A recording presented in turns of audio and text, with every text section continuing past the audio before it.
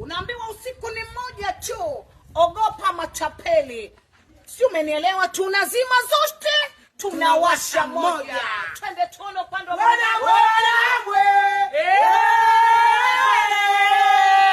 tarehe 15 mwezi wa 12. Taalabu ujumbe, taalabu maneno. Anayekunyali mnyali, anayekukanyaga mkanyage, na kama ulipewa ndo siku ya kurudisha.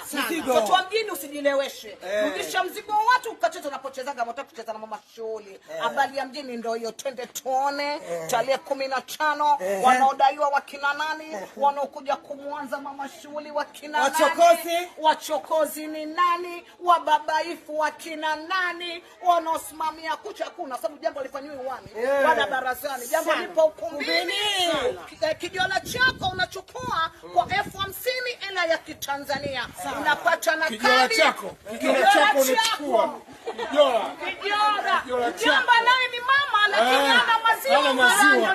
Kijola chako. Usibale na udhamini wangu. Usibale na udhamini wangu kwa mjomba wangu 25 yangu utapambana nayo. Unapata kitambaa tu. Unashona mshono, sio unashona mishono. Mshono naona jiamini mwanamke. Usibale na 25 yangu ila nimepata mdhamini mjomba wangu ananiongezea 25. Habari ya mjini ndio hiyo, nakuwa sina umaoma za hapa na pale. Mwanamke mwenye utamu wangu anali kuitwa chocolate. Wewe mama. Dada siwa anakuambia nyumba choki baraza umbea. Ukija kwa kejeli kwake anakurudisha kwa karaha.